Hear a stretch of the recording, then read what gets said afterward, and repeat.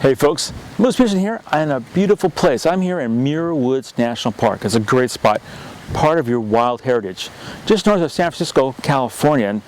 And this is a big place where you've got giant coastal redwood trees.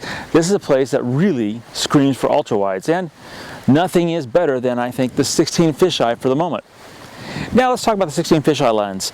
It is a really cool lens, but there's some strategies you need to think about, probably more than other lenses. First and foremost is the fact that it takes in 180 degrees. 180 degrees, that's just a lot of the world.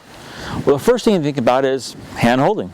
You need to make sure your hands are tucked in, your elbows are tucked in, because otherwise anything sticking out like a finger, okay, or hair, toes, are going to be in the picture because it is taking in so much.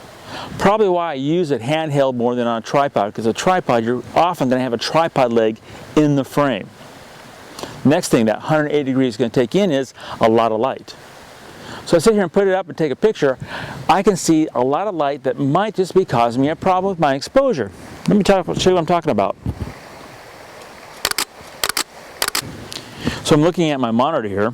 Okay, I see blinkies dead center, left, and right. Now what are blinkies? Well, those blinkies means I have no information. It's paper white. In this scenario, that loss of information, especially the really cool coastal clouds, is a problem.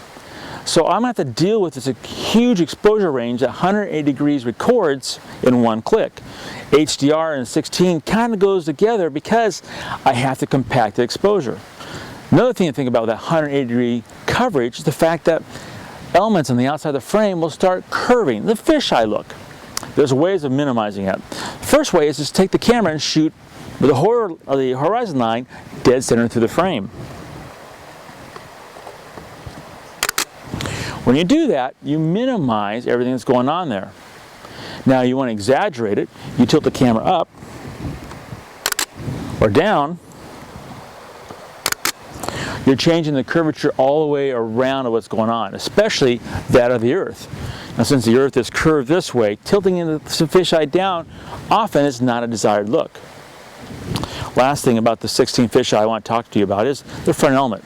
Okay, it's small, it sticks out there, and quite often little stuff like particles, fingerprints will get on there. And probably more than any other lens, this is one that needs to be kept clean. You can't put a filter on it, okay, because the scallop shade, it would vignette.